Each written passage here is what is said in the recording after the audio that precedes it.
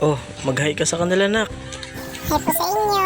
Siya pala ang inaanak kong si Rayan. At yung papa niya ang nagpagawa sa akin nitong double side na loft bed. Kung gusto mo rin na magpagawa ng abot kaya na loft bed, ipiin mo lang ako. At pag-usapan natin kung magkano. Good day sa inyo mga boss madam. For today's video ay may nagpagawa sa atin ng abot kayang presyo na double size loft bed. Medyo makitid nga lang yung pagpupwestuhan nito, kaya customize ang pagkakagawa ko nito. Hindi kasi kaya ng standard size na haba na 75 inches at ang kayang haba nga lang ay 68 inches. At pagdating naman sa lapad ay nakuha naman ang standard size na 48 inches. 2 to 3 person na nga po ang kayang humiga dito. At ang gagawin ko pong pamoste ay ang tubular na 2x2 na may kapal na 1.5 mm. Maglalagay na nga ako dito ng abang sa pagpapatungan ng pinaka frame ng loft bed.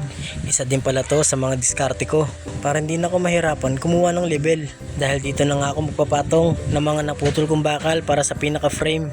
Naputol ko na rin pala kanina yung mga parts na kakailanganin ko para sa pagbuo nito. At habang nagsusulat nga ako ay biglang lumapit sa akin ang anak ko. Inaya niya ako maglaro, ang kaso nga lang hindi pwede dahil may ginagawa ako.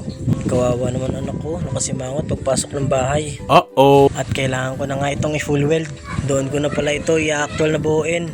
At dahil sa customize nga ito, may mga dapat nga akong iwasan sa paggawa ko ng pinaka-brace at sa mga magiging gabi nito sa ibabaw. May mga DIY cabinet kasi sa kwarto at may window type aircon din ako na dapat iwasan.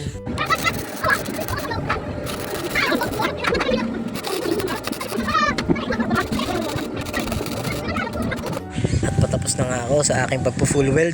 Lilinisan ko na rin pala ito dahil hindi na ako makakapwesto ng maayos pag nandoon na ako sa taas. So ayan, at malinis na.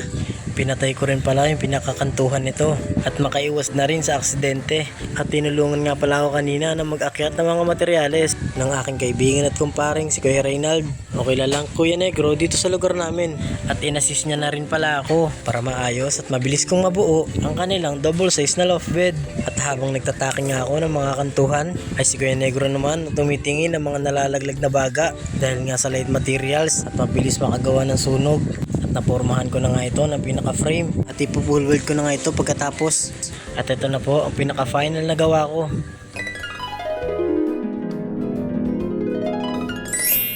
Wow! Isang abot kaya na presyo para sa maliit na pwesto. At dahil sa nakita kong sumilip ang inaanak ko, oh, mag-hi ka sa kanila nak. Hi po sa inyo. At sa mga gustong mapagawa ng loft bed na abot kaya ang presyo, ay i-PM nyo lang po ako at pag-usapan nga natin kung magkano. Open for customize po tayo mga boss madam at siguradong hindi po masasayang ang pera nyo. Hanggang dito na lang po. Maraming salamat sa panonood.